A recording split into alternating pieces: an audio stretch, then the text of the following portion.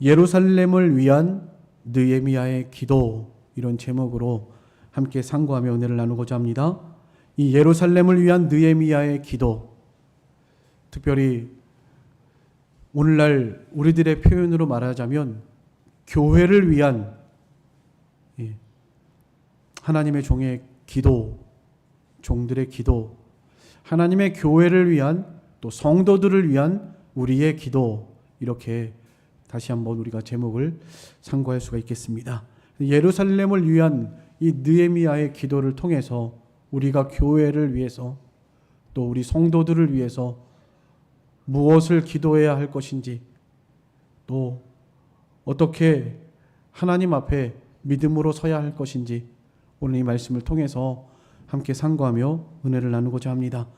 오늘 본문 1절 말씀에 보시면 하가랴의 아들 느헤미야의 말이라, 아닥사스다 왕 제20년 기슬월에 내가 수상궁에 있는데, 이렇게 말하고 있습니다.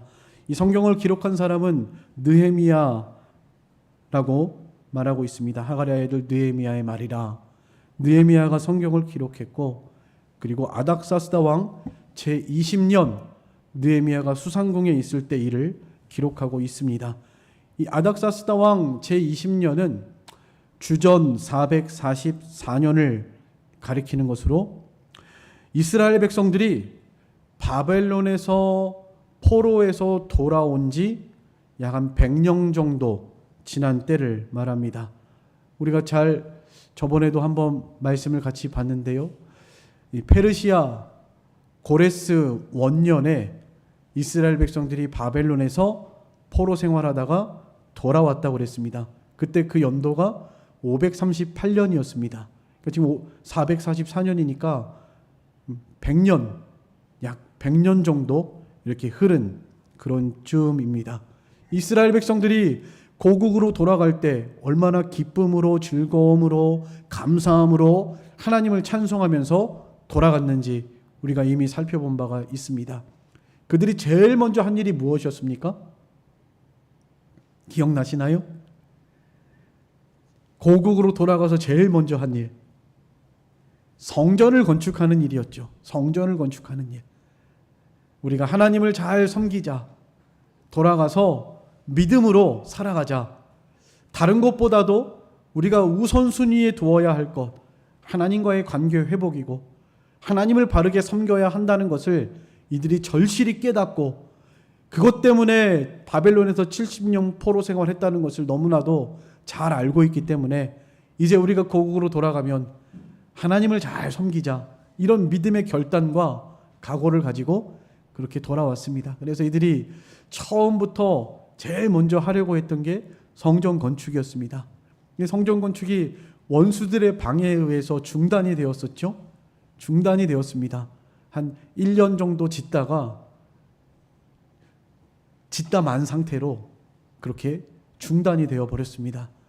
중단되기를 16년 동안 성전 건축이 중단되었고, 다시 학개 선지자, 또 스가랴 선지자, 대제사장 여호수아, 또 지도자 총독 스룹바벨을 통해서 모든 성도들의 마음을 하나님 감동하셔서 다시 성전 건축을 재개했었죠.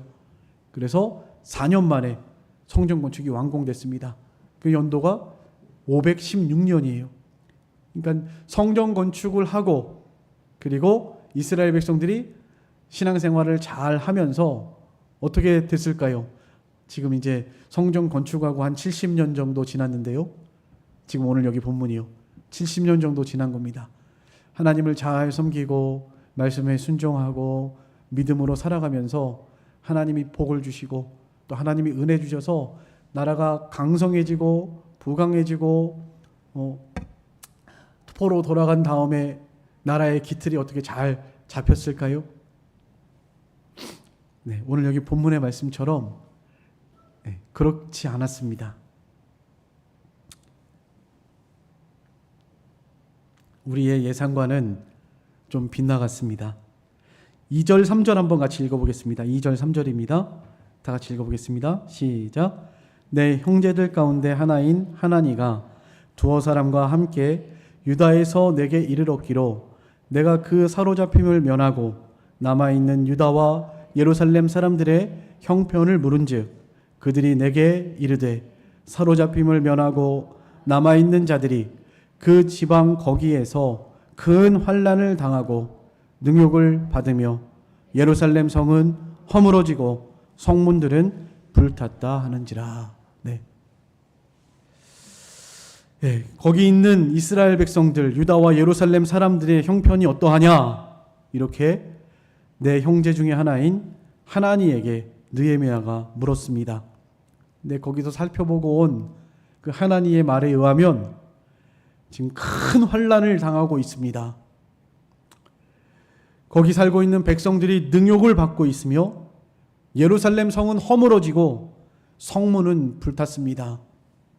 큰 고통과 아픔이 지금 있고 상당히 어려움과 환난 중에 있다라는 이런 보고를 받게 된 것입니다. 왜 이렇게 되었을까요? 성전을 건축하고 하나님을 잘 섬겼을까요? 그랬어도 이런 환난이 올 수 있겠죠. 그러나 다른 성경의 여러 가지 말씀들을 살펴보면 사실은 그렇지 못했습니다. 우리가 사사기 지난주 몇 주 동안에 사사들의 이야기를 살펴본 것처럼 하나님께서 은혜 주시고 구원해 주시면 이스라엘 백성들이 또다시 타락하고 범죄하고 그러면 하나님이 사랑하셔서 그들을 치시죠. 주변 나라들을 통해서. 그래서 다시 돌이키게 하십니다. 그럼 그때 이스라엘 백성들은 그 환난과 고통 중에서 다시 하나님을 찾았고 회개하고 하나님께로 돌아왔죠. 그러면 하나님이 또 용서해 주시고 또 구원자를 세워서 그들에게 은혜를 베풀어 주셨습니다. 그것이 사사기의 그 역사의 반복이었고 이스라엘 백성들의 역사의 반복일 뿐만 아니라 오늘날 우리들은 어떠한가? 우리들도 별반 다르지 않은 이런 역사의 반복 가운데에서 살아가고 있다라고 생각이 됩니다. 어쨌든 왜 이렇게 되었는가? 외부적인 요인을 살펴보면 거기에서 살고 있던 사마리아인들, 암몬 사람들, 그 주변의 약소 민족들, 국가들이 계속해서 유다와 예루살렘을 괴롭히고 그 재건되지 못하도록 유다가 나라가 기틀이 잡히지 못하도록 재건되지 못하도록 이렇게 자꾸 방해하였기 때문이라고 이 성경은 기록하고 있습니다. 그 느헤미야 4장 1절로 3절인데요. 제가 한번 읽어보겠습니다. 산발랏이 우리가 성을 건축한다 함을 듣고 크게 분노하여 유다 사람들을 비웃으며 자기 형제들과 사마리아 군대 앞에서 일러 말하되 이 미약한 유다 사람들이 하는 일이 무엇인가? 스스로 견고하게 하려는가? 제사를 드리려는가? 하루의 일을 마치려는가? 불탄 돌을 흙무더기에서 다시 일으키려는가 하고 암몬 사람 도비아는 곁에 있다가 이르되 그들이 건축하는 돌 성벽은 여우가 올라가도 곧 무너지리라. 이렇게 말했다고 그랬습니다. 이 주변 사마리아인들, 암몬 사람들, 아라비아인들 이런 주변에 많은 이스라엘의 유대 나라의 이런 늘 이렇게 괴롭히고 못살게 굴던 그런 주변 민족들이 예루살렘이 다시 재건되는 것을 원치 않았죠. 그동안에도 수없이 전쟁을 했었고 특별히 다윗 왕 때 나라를 얼마나 그들의 다윗 왕에게 굴복하고 또 복종하고 나라를 다 빼앗겼던 주변 나라들이죠. 다윗 왕 때 이스라엘 나라가 가장 강성했고 하나님이 약속하신 지경을 다 차지했었으니까요. 근데 지금은 그렇지 않아요. 다시 원래대로 돌아가고 이스라엘 나라가 바벨론에게 완전히 점령을 당했었고 이제 겨우 포로 잡혀고 돌아와가지고 그 예루살렘과 유다를 중심으로 조금 아주 작은 그 지경을 차지하고 있는 그런 상태입니다. 그 주변의 나라 블레셋, 암몬, 아람 나라, 사마리아인들 전체가 다 더 이상 성장하지 못하도록 그렇게 꽉 우겨싸가지고 방해하고 공격하고 성을 무너뜨리고 불태우는 이런 일들이 있었고, 그러니까 자연적으로 백성들은 가난하고 못 살고 큰 환난을 당하고 어려운 그런 상태가 될 수밖에 없었던 것입니다. 외부적으로 볼 때는요, 이렇게 원수들의 공격에 의해서 이들이 큰 어려움과 환난을 당한 것으로 보입니다. 그렇지만 이 외부적인 문제보다도 사실은 더 중요한 문제가 있습니다. 환경이나 사람 때문이 아니고요. 언제나 우리는 어떤 문제가 있을 때, 어떤 어려운 일을 당했을 때 환경이나 사람 탓, 다른 사람을 원망하거나 책임을 전가하는 이렇게 돼서는 절대로 그 문제를 해결할 수 없고요. 우리는 언제나 믿음 있는 사람들이고 하나님의 사람들이기 때문에 어떤 문제가 생기고 어려운 일을 당했을 때 언제나 우리는 하나님과의 관계 속에서 그 문제를 원인을 찾고 또 하나님과의 관계 속에서 해결법을 찾을 수 있는 지혜로운 그런 성도들이 되셨으면 좋겠습니다. 이스라엘 백성들이 사실은 하나님을 잘 섬기지 못했습니다. 그 후에도 삶이 어렵고 궁핍하고 힘드니까 안식일을 범하고 하나님을 멀리하고 죄를 범하고 말씀에 불순종하고 하나님을 경외하지 않았다라고, 오늘 여기 느헤미야도 기도 가운데에서 이스라엘이 하나님 앞에 범죄했다고, 나와 나의 아비집이 하나님 앞에 범죄했기 때문이라고 그렇게 기도하는 모습을 볼 수가 있습니다. 그러니까 외부적인 어떤 사람이나 환경이나 여건 때문이 아니라 언제나 우리 그리스도인들은, 특별히 하나님이 사랑하시는 하나님의 자녀, 하나님의 백성들은 우리의 삶 속에서 어떤 문제와 어려운 일을 만났을 때 하나님과의 관계 속에서 그 문제의 원인을 찾고 또 회개하고 하나님과의 관계를 바로 세워나갈 수 있는 우리 모든 성도들이 되셨으면 좋겠습니다. 이 느헤미야는 이 점을 간과하지 않았습니다. 하나님 앞에 금식하면서 통곡하면서 기도했습니다. 하나님 아버지께 죄를 용서해 주시고 긍휼을 베풀어 달라고 기도했습니다. 오늘 여기 본문 4절 말씀 한번 같이 읽어보겠습니다. 4절입니다. 4절부터 5절 두 절만 한번 읽어보겠습니다. 4절 5절입니다. 같이 읽겠습니다. 시작. 내가 이 말을 듣고 앉아서 울고 수일 동안 슬퍼하며 하늘의 하나님 앞에 금식하며 기도하여 이르되, 하늘의 하나님 여호와 크고 두려우신 하나님이여, 주를 사랑하고 주의 계명을 지키는 자에게 언약을 지키시며 긍휼을 베푸시는 주여 간구하나이다. 6절. 이제 종이 주의 종들인 이스라엘 자손을 위하여 주야로 기도하오며 우리 이스라엘 자손이 주께 범죄한 죄들을 자복하오니 주는 귀를 기울이시며 눈을 여시사 종의 기도를 들으시옵소서. 나와 내 아버지의 집이 범죄하여 주를 향하여 크게 악을 행하였다고 그렇게 고백하고 있습니다. 이 느헤미야는 환경 때문에, 사람 때문이 아니라 이렇게 예루살렘과 유다 백성들이 고통을 당하게 된 근본적인 진짜 원인을 바로 본 것이죠. 하나님 앞에 범죄하였기 때문이다. 하나님과의 관계 속에서 하나님을 기쁘시게 하지 못하고 하나님의 진노를 샀기 때문이다. 그래서 죄를 자복하고 회개하면서 그렇게 하나님께 긍휼하심을 구하고, 특별히 이 느헤미야는 통곡하면서 금식하면서 그렇게 하나님 앞에 기도했다고 그랬습니다. 금식 기도는 우리 목소리가 하나님께 상달되기 위해서 하는 기도입니다. 우리가 하나님 앞에 죄를 범하면 하나님이 우리 사이에 이 죄가 하나님과 우리 사이를 막고 있습니다. 그렇기 때문에 정말로 내가 이 죄를 철저히 하나님 앞에 회개하고 바로 서겠습니다. 내가 정말 결단하고 믿음으로 하나님께 돌아서겠습니다 하는 그런 간절한 어떤 각오와 결심을 가지고 내 목소리가 하나님께로 상달되고 또 하나님이 응답하시도록 기도하기 위해서 하는 기도가 금식 기도예요.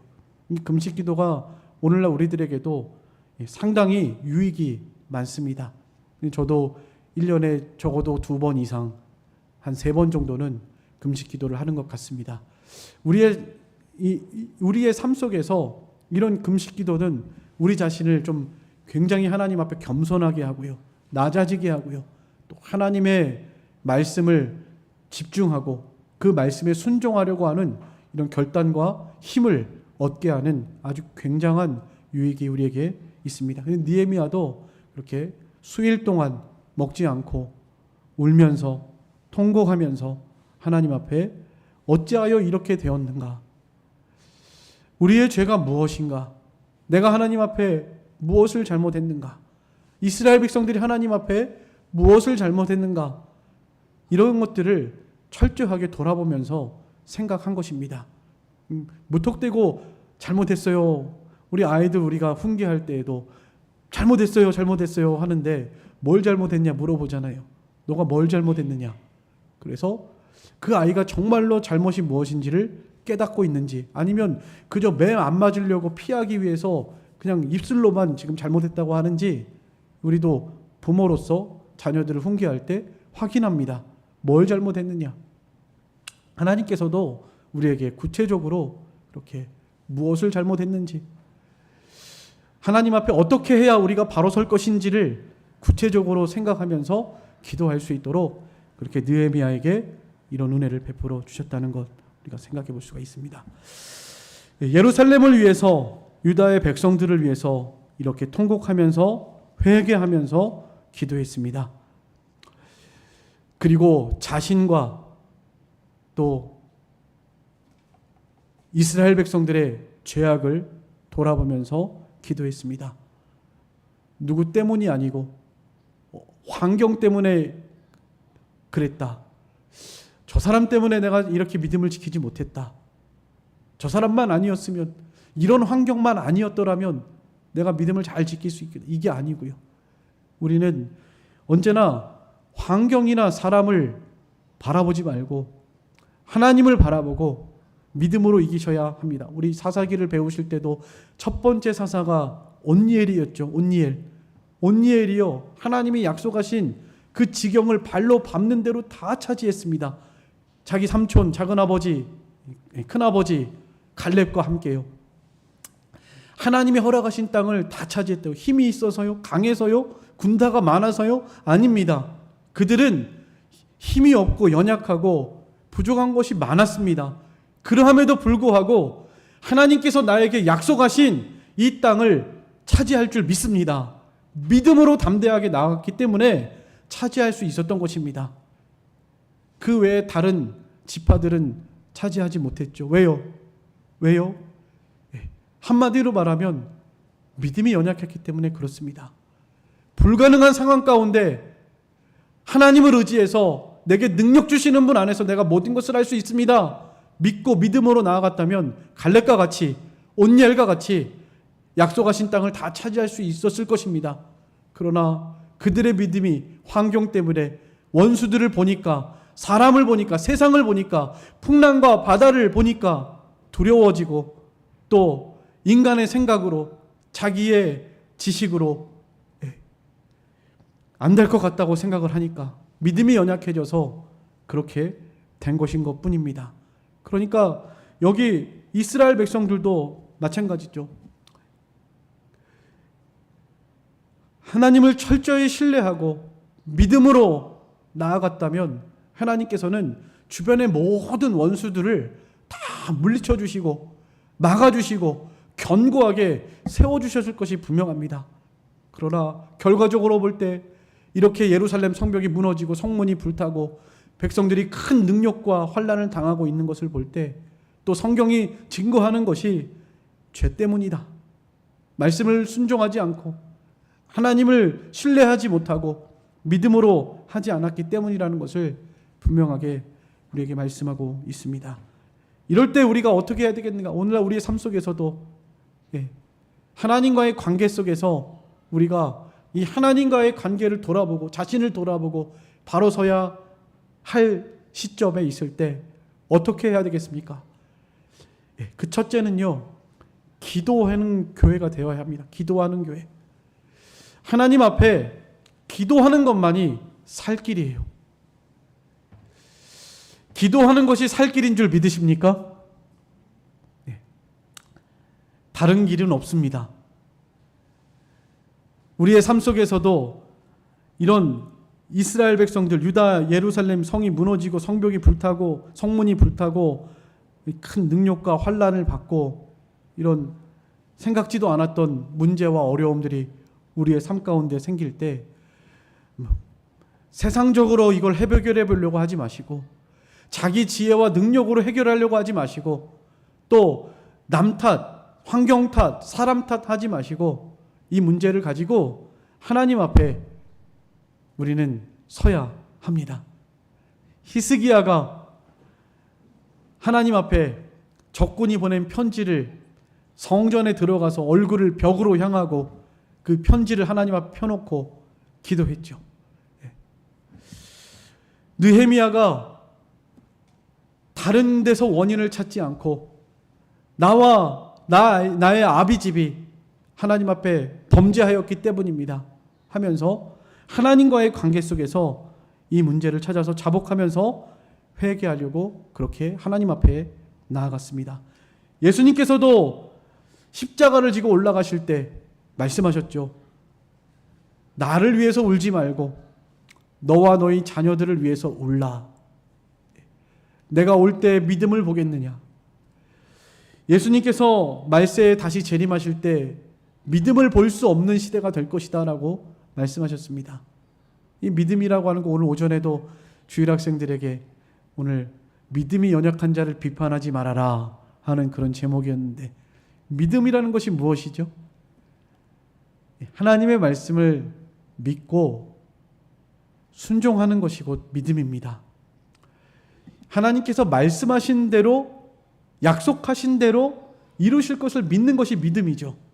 그리고 그 믿음대로 이루실 거니까 그 약속의 말씀을 소망하면서 순종하는 것이 믿음의 삶입니다. 믿음의 삶. 우리 아이들에게도 하나님의 말씀을 믿고 하나님이 약속하신 말씀을 신뢰하면서 순종하는 사람이 믿음이 있는 사람이다.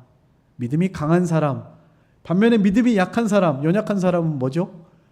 하나님이 말씀을 봤는데도 읽고 들었는데도 그 말씀보다도 세상 것이 더 세 보이고 더 강해 보이고 하나님 말씀보다 세상이 더 두렵고 그래서 말씀을 버리고 순종하지 못하는 의심하고 내버리는 그런 삶이 믿음이 연약한 삶이라고 할 수 있겠죠. 알면서도 때로는 정말 몰라서 믿음이 없어서 의심해서 순종하지 못할 수도 있지만 때로는 그렇게 해야 될 줄 알면서도 순종하지 못하는 이런 연약함 가운데 우리는 늘 살아갑니다. 이 연약할 때 우리가 해야 될 것이 뭐죠? 기도죠. 기도. 나의 힘과 능력으로 안 되고 연약하고 부족하니까 하나님 도와주세요. 말씀에 순종할 수 있도록 하나님의 말씀을 따라갈 수 있도록 하나님의 약속하신 말씀을 믿고 신뢰하고 강하고 담대하게 나아갈 수 있도록 도와달라고 그렇게 기도하셔야 하는 것이죠. 그래서 하나님과의 관계 속에서 우리는 이 문제를 해결할 수 있는 유일한 방법 하나님께 가지고 나아가는 것입니다. 세상에서 해결하지 말고 자기 힘과 능력으로 해결하려고 하지 마시고 하나님 앞에 자기 문제와 형편과 사정을 그대로 아뢰고 하나님의 음성이라고 하면 또 귓가로 들리는 음성을 말하시는 줄 아니까 하나님께서 세미한 음성으로 말씀을 통해서 우리에게 감동하세요. 성령 하나님께서 성경 말씀에 우리의 삶의 모든 기준이 다 들어 있습니다. 이 말씀을 통해서 말씀하신다고요. 그러면 하나님께서 우리에게 감동하시고 생각나게 하시고 가르치시고 역사하셔서 옳은 길, 바른 길 제시해 주시고 빛을 비춰주시고 모든 어두움과 흑암의 세력들 물러가게 하시고 우리를 인도하시는 그런 살아계신 하나님이신 줄을 믿습니다. 이 말씀을 준비하면서 우리가 이 환경이나 사람 탓하지 말고 겸손한 마음으로 우리 자신을 돌아보는 이런 지혜로운 성도가 됐으면 좋겠다 하면서 기도할 때 우리가 하나님 앞에 어떠한가를 좀 많이 돌아보게 됐고요. 또 그렇게 생각해 보지 않을 수 없습니다. 우리 청주남북교회를 하나님께서 보실 때 어떻게 보실 것인가? 과연 우리 청주남북교회 성도들은 이곳에서 환난과 능욕과 고통을 당하고 있지는 않은가? 아니면 환난과 능욕과 고통 가운데에서 하나님께로 나와서 위로와 소망과 치료와 싸매을 얻고 있는가? 위로를 받고 있는가? 말씀을 통해서 우리의 영혼이 회복되고 하나님과의 관계가 다시 회복되고 고침받고 치유되고 부흥하고 있는가? 심령이 자라나고 있는가를 돌아보게 되었습니다. 이 톰 레이너의 죽은 교회를 부검하다라는 책이 있습니다. 2022년도에 두란노에서 출판된 책입니다. 거기서 부제로는 왜 그 교회는 문을 닫았을까? 이것이 부제예요. 죽은 교회를 부검하다. 왜 교회가 죽었는가? 왜 그 교회는 문을 닫고 말았을까? 이 사라지는 교회들. 그러면서 쇠퇴는 주로 물리적인 시설들에 나타난다. 하지만 건물만 쇠퇴하는 것이 아니다. 이렇게 말하고 있습니다. 이 물리적인 사건들로 나타나죠. 교회들이 사라지고 교인들의 숫자가 줄어들고 교회들이 없어지는 일. 이게 물리적인 일들이죠. 교회 이름이 무슨 헬스장으로 바뀌고 그런다고 해요. 2022년도 통계적으로 없어진 교회가 10,000개라고 합니다. 우리나라에. 그만큼 우리 주변에 물리적인 현상으로 외부적으로 볼 때도 교회가 사라지고 있고요. 교인들의 숫자도 한 800만 이야기하는데 실제적으로는 한 500만 정도 이렇게 봅니다. 실제적으로는. 과거에 1,000만, 1,200만 이렇게 자랑했잖아요. 20%가 기독교인이다. 네. 지금은 숫자상으로는 800만인데 사실은 실제로 따지고 들어가면 한 500만, 이제 한 10% 정도, 과거 몇 년 전보다 이렇게 절반이 감소한, 기독교가 오히려 빛과 소금의 역할을 감당하지 못하고 사회에서 지탄의 대상이 되고 손가락질을 받는 이런 시대에 우리가 살아가고 있습니다. 이 외부적인 모습으로만 봐도 교회가 지금 쇠퇴하고 있다. 기독교가 쇠퇴하고 있다는 것을 분명하게 우리는 알 수 있습니다. 근데 근본 이유가 뭘까요? 외부적인 요인 때문일까요? 사람들이 아이를 낳지 않고, 사람들이 기독교를 좋아하지 않고, 코로나 때문에 여러 가지 도덕적인 이슈와 문제들 때문에 기독교가 이렇게 지탄을 받고, 교회가 점점 사라지고 문을 닫고 있는 것인가요? 그것이 진짜 문제인가요? 아니겠죠. 그것이 진짜 원인이 아닐 것입니다. 언제나 내부에서 찾아야 합니다. 그래서 그 책에도 이렇게 말하고 있어요. 하지만 그보다 더 심각한 문제는 외부적인 요인이 아니라 내부에 있다는 것을 그 책에서는 말하고 있습니다. 그러면 근본적으로 그 내부에 어떤 요인들이 있는가를 이제 죽은 교회를 부검하니까, 부검은 왜 죽었는지 좀 열어가지고 어떻게 해서 죽었는지 살피는 거잖아요. 근데 그 책에서 여러 가지가 나왔는데요. 제가 지금 딱 3가지만 가지고 나왔습니다. 3가지. 왜 죽었는가? 그 첫 번째로는 어떠한 변화도 한사코 거부했다는 것을 발견했다는 거예요. 이 복음에서 가장 많이 나타난 사실, 죽은 교회들은 오랫동안 과거와 전통을 꽉 붙잡고 있으면서 그것을 고치려고 할 때는 분노하고 고집으로 반응했다, 이렇게 말하고 있습니다. 성경의 진리들이었다면 생명을 내놓고 싸워야겠죠. 성경의 진리의 문제를 말하는 것이 아닙니다. 분명한 사실은 성경의 진리를 붙잡고 있지 않았다는 거예요. 과거의 전통, 옛적의 과거의 신앙생활하던 습관, 이런 것들을 붙잡고 변화하려고 하지 않고 변화 자체를 거부했다는 것입니다. 오늘 우리 주일학생들에게도 믿음이 연약하는 자를 비판하지 말라. 초대교회에 두 가지 문제가 있었거든요. 음식 문제, 날에 대한 문제였습니다. 이것 때문에 서로 네가 옳으네 내가 옳으네 싸운 거예요. 비판하고. 근데 그건 진리 문제도 아니고요. 오히려 그것 때문에 미워하고 싸운 거, 그것을 하나님이 책망한 것이죠. 왜 믿음이 연약한 자들을 비판하느냐? 왜 너희들이 미워하느냐? 사랑이 없느냐? 하면서 책망한 것이죠. 그 문제가 뭐냐면요. 먹는 문제였습니다. 구약시대 레위기 11장에 보면 쪽발 갈라지지 않은 거, 대새김질하지 않는 거 먹지 말라고 그랬습니다. 오늘날로 말하면 돼지고기 같은 거, 낙타고기 같은 거, 이런 거 먹으면 안 되는 거예요. 구약시대에는요. 또 물고기를 먹을 때도 지느러미 없는 거, 비늘 없는 거 먹지 말라고 그랬습니다. 오징어 같은 거, 문어 같은 거, 미꾸라지 같은 거, 장어 같은 거 먹지 못하게 한 거죠. 그러니까 구약시대 레위기 11장에 있는 율법을 지켰던, 어렸을 때부터 그렇게 신앙생활했던 유대인들 중에 그리스도인들이죠. 초대교회니까. 유대인 중에 그리스도인들, 그러니까 예수를 믿는 사람들이에요. 믿는 사람인데도 불구하고 과거의 신앙의 전통들, 과거에 지켜왔던 것들을 쉽게 버리지 못하는 것입니다. 야, 너희들은 왜 돼지고기 먹냐? 레위기 11장에 돼지고기 먹지 말라고 그랬는데 왜 먹느냐? 그렇게 율법을 들이대면서 먹지 말아라 하고 말하는 것이고요. 여기 이제 다른 이제 그리스도인들은 골로새 2장 14절 15절에 있는 말씀대로 십자가로 다 도말했다. 그림자고 이것은 무익한 것이고, 그리고 예수 그리스도에 대한 그림자이다. 날에 대해서나 먹는 것에 대해서나 안식일에 대해서 편론하지 말아라. 더 이상 십자가로 도말하셨다. 도말.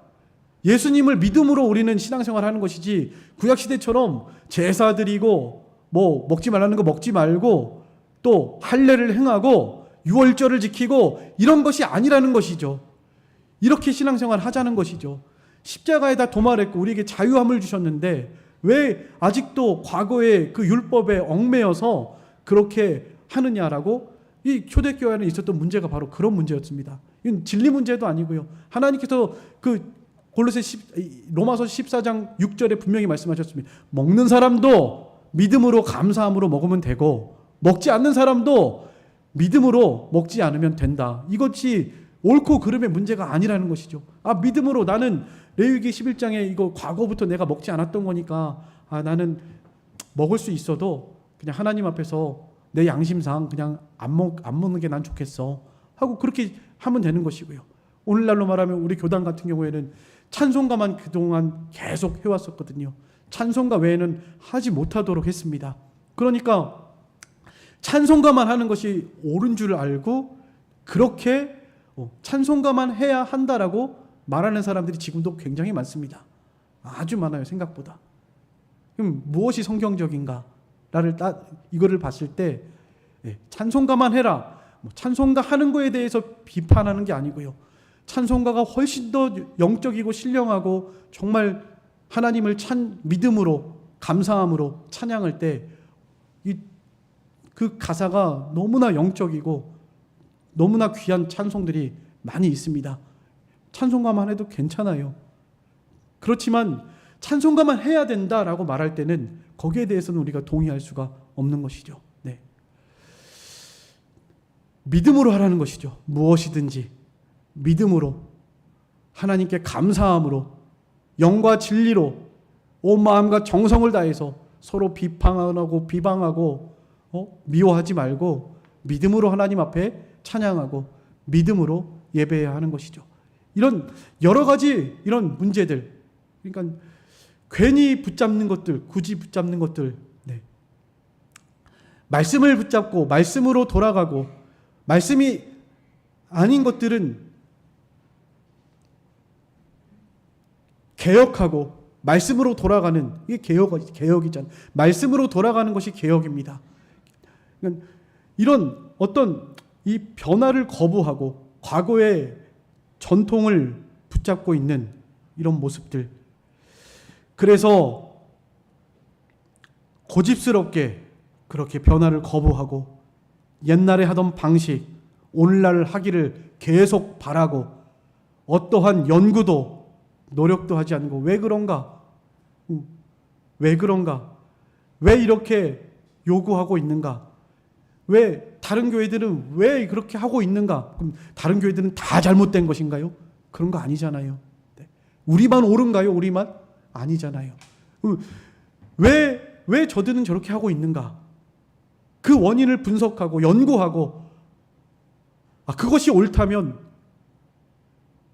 과거에 우리의 잘못을 버릴 줄도 알아야 하고, 또 옳은 하나님의 말씀이라면 어떠한 희생과 수고를 감수하더라도 말씀으로 돌아가야 하는 것이 우리가 해야 될 사명이라 생각을 합니다. 두 번째로, 그 책에서 왜 죽었는가, 교회가 왜 죽어가고 있는가, 왜 문을 닫았는가, 여기에 대해서 말할 때 이 리더들의 문제를 꼽았습니다. 목사가 교회 장로님들, 성도들과의 갈등을 피하고 안전한 길을 선택했기 때문이다, 이렇게 말하고 있습니다. 이 목사와 교회 리더들은 교회에서 매우 중요한 위치에 있다는 것을 자명한 사실입니다. 그러나 이 목사가 성도들과의 어떤 장로들과의 갈등을 피하고 안전한 길을 선택하며 자신의 안위를 더 중요하게 생각했다는 것을 그렇게 지적하고 있습니다. 이 리더는 하나님의 말씀에 대한 분명한 신념과 용기를 가져야 하고, 또 그 말씀에 대한 담대함을 가지고 나아가야 합니다. 그 과정이 어렵고 불가능해 보인다 할지라도, 힘들고 두려운 일이라 할지라도 낙심하지 말고 하나님을 신뢰하고 하나님의 약속의 말씀들을 붙들고 소망하면서 결단하고 행동하는 이런 리더들이 되어야 합니다. 결단하고 행동하는 리더.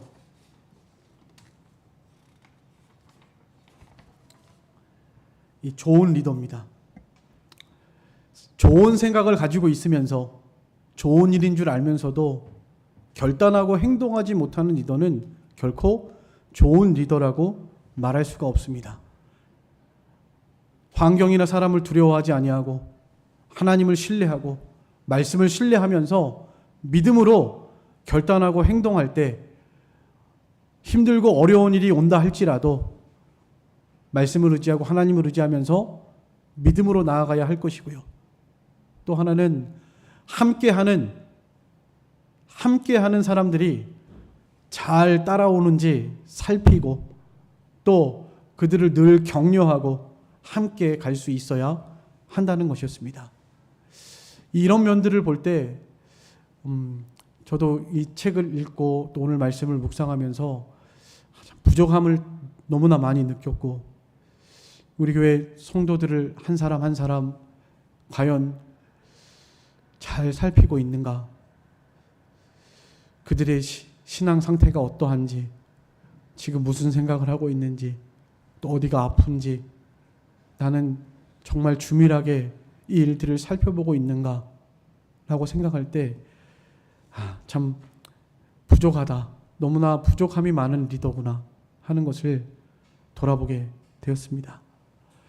마지막으로 한 가지 더 말씀드리자면, 기도하지 않는다고 그랬습니다. 좀처럼 함께 기도하지 않았다. 그러니까 죽어가는 교회, 문 닫은 교회들 마지막에 부검해 본 결과 특징 중에 한 가지가 기도하지 않았다는 것입니다. 우리가 이 기도가 그만큼 중요해요. 기도. 그래서 몇 명 없어도 늘 기도하려고 애를 쓰고 있습니다. 우리 이번에도 14일 동안에 저녁에 매일 모여서 기도했습니다. 교회를 위해서, 다음 세대 우리 주일 학생들, 또 청소년 수련회를 위해서 기도했습니다. 바쁘셔서 못 나오셨을더라도 여러분들도 각자의 위치에서 함께 기도해 주셨을 줄로 압니다. 기도하는 교회가 살아요. 이렇게 함께 모여서 기도하는, 함께 모여서 힘써서 기도하는 것을 하나님이 정말 기뻐하시고요. 기도할 때 하나님과의 관계 속에서 잘못된 것을 찾을 수 있고, 또 하나님께서 나에게 뭘 원하시는지 찾을 수 있고, 기도할 때 하나님이 다 생각나게 하시는 거예요. 오늘 여기 느헤미야처럼요. 무엇을 하나님 앞에 어떻게 바로해야 할지, 또 내가 해야 될 일이 무엇인지, 내가 해야 될 일이 무엇인지, 이 느헤미야는 하나님께서 이제 감동하시는 거예요. 아주 크게 감동하셔서 내가 예루살렘에 가야 되겠다, 이런 마음을 주시는 거예요. 이거 아무에게나 주시는 마음이 아닙니다. 교만한 것도 아니고요. 내가 나 아니면 아니다, 이런 게 아니라요. 하나님께서 나를 이 일을 하라고 부르신다. 내가 부족하고 무능하고 연약해도 하나님께서 지금 이 일을 나에게 시키시는구나. 하나님께 순종하겠습니다. 내가 누구를 보내며 누가 우리를 위하여 갈고, 이사야 6장에 말씀하셨죠. 그때 이사야가 뭐라고 대답했습니까? 주님, 내가 여기 있사오니 나를 보내소서. 내가 여기 있사오니 나를 보내소서. 잘나서 똑똑해서 교만해서가 아니고요. 부족하고 무능하고 연약한 걸 알지만 하나님께서 마음에 강하게 감동하시니까, 나에게 하라고 하시니까, 주님, 제가 부족하지만 주님의 명령에 순종해서 하겠습니다. 제가 충성하겠습니다. 내게 맡기소서. 이렇게 나아가는 것입니다. 이번에 우리 충청노회 수련회 하나님께서 저에게도 그러한 동일한 감동을 주셔가지고 충청노회 이 중고등부 수련회가 1회입니다. 제일 처음 시도하는 것입니다. 하나님께서 이 일을 통해서 영광을 받으시고 또 부족한 종을 통해서 이 일을 시작하셨는데, 하나님께서 은혜 주셔서 이 일을 통해서 정말 아이들이 살아나고 생명의 역사가 있는 이런 복된 수련회 될 수 있도록 위해서 기도해 주셨으면 좋겠습니다. 이 기도하는 것이 얼마나 중요한 일인지 우리는 다시 한번 깨달았으면 좋겠습니다. 또 한 가지 중요한 것이 있다면 말씀을 의지해서 나가야 합니다. 기도하다 보면 하나님께서 말씀을 통해서 우리에게 알려주세요. 오늘 여기 본문에서도 지금 느헤미야가 기도하고 있는 내용을 한번 쭉 보세요. 다 하나님의 말씀을 의지해서 지금 기도하고 있습니다. 하나님의 말씀에 이렇게 하셨으니까 하나님 이 말씀대로 이루어 주소서. 하나님 이렇게 약속하셨으니까 이 약속대로 이루어 주소서. 하나님 경외하는 자들의 기도를 들으시는 줄을 믿습니다. 하나님 긍휼을 베풀어 주시고 하나님이 경외하는 종들의 기도를 들어주시옵소서. 믿음의 기도는 병든 자를 일으키리니 혹시 죄를 범하였을지라도 사하심을 얻으리라. 하나님께서 믿음의 기도로 병든 자를 일으키신다고 하셨으니 하나님 들어주십시오. 주 예수를 믿으라, 그리하면 너와 내 집이 구원을 얻으리라 말씀하셨으니 제가 예수를 믿고 주님이 나의 주님이라고 고백합니다. 사랑하는 나의 가족들을 구원해 주소서. 말씀 붙들고 기도하는 거예요. 말씀 붙들고. 우리가 말씀을 붙들고 기도할 때 하나님께서는 그 말씀대로 능히 이루시는 권세와 능력이 이 말씀에 있다는 것을 우리는 꼭 기억하셨으면 좋겠습니다. 말씀을 통해서 우리는 하나님의 일하시는 일들을 보게 될 수 있습니다. 보는 거예요. 아직 일어나지 않았지만 하나님 말씀에 이렇게 말씀하셨으니까 나는 이대로 될 줄 믿습니다. 그게 예언이죠. 네, 예언. 말씀대로 내가 순종하면 이렇게 될 줄 믿습니다. 그렇게 믿고 나아가는 것입니다. 의심하지 말고 말씀을 확신하면서 주님 내게 이렇게 말씀하셨으니 내가 이 말씀을 믿고 신뢰하면서 결단하고 믿음으로 선택하고 나아가겠습니다. 내게 힘과 용기를 주시고 믿음을 주시고 이 말씀대로 이루어지소서. 그렇게 우리는 늘 항상 기도하면서 하나님의 말씀을 붙들고 나아가는 우리 모든 성도들이 다 되셨으면 좋겠습니다. 이제 우리가 앞으로 또 좀 살펴보겠지만 느헤미야가 100년 동안 하지 못했던 일을 52일 만에 가서 합니다. 참 하나님이 함께 하시면 시간이 중요한 게 아닌 것 같습니다. 하나님의 때가 되면 이 아이들도요. 저 아이가 사람 구실하겠나? 저희가 과연 주께 돌아오겠나? 라고 생각이 됐던 아이들도 여러분들이 기도하고 소망을 가지고 계시면요. 그 한순간입니다. 한순간 돌아오는 거예요. 우리 다음 주에 청년 한 명 올 건데 목사님 아들인데요. 내가 너무 사랑하고 존경하던 목사님이신데 그 8남매예요. 8남매. 자녀가. 그 중에 장남입니다. 누나들이 3명 있고 그 중에 장남이에요. 한동안 믿음에서 떠나 있었는데 지난주에 아버지가 세상 떠나셨거든요. 그래서 가서 위로하고 청주에 삽니다. 청주에. 그래서 다른 아이들은 머니까 어떻게 할 수가 없고요. 위에서 기도해 줄 뿐이고요. 가까이 있는 이 한 명이라도 좀 살려봐야 되겠다. 이런 마음을 하나님이 주셔서 우리 교회로 오라고 적극적으로 견면을 했고요. 이 아이의 마음이 감동. 내가 오란다고 오나요? 엄마가 오래도 안 가는데 제가 오랜다고 오나요? 하나님이 그 아이의 마음을 감동하셔서 다음 주부터 우리 교회에서 함께 신앙생활 하기로 했습니다. 아마 다음 주 이따 광고하겠지만 다음 주부터 우리 저녁 예배 드릴 겁니다. 오후 예배 때 사람도 늘 권사님하고 뭐 몇 분 나오시지 않고 그래서 오후 예배 때를 차라리 주일 학생들 또 이제 앞으로 중고등부 아이들이 이제 생기거든요. 제가 여기 온 지 벌써 한 4년 5년째 되니까 이제 전도됐던 아이들이 중학생이 되는 아이들이 이제 앞으로 계속 나올 거예요. 이제 중고등부도 좀 관심을 가져야 할 것 같고요. 또 앞으로 청년부도 생겨야 하고요. 우리 교회가 할 일이 많습니다. 그래서 이 시간에 차라리 아이들을 위해서 투자하는 것이 훨씬 좋겠다. 그런 생각이 들어서 1시부터 이제 아이들을 위한 시간입니다. 저녁에 우리 어른들은 오전 예배 드리고 11시 예배 드리고 밥 먹고 식사하시고 집으로 가서 쉬셨다가 저녁 7시 반에 옛날에는 다 저녁 예배 드렸죠. 옛날엔 다 저녁 예배 드렸습니다. 저녁 때 좀 이렇게 다 나올 수 있었으면 좋겠습니다. 아무쪼록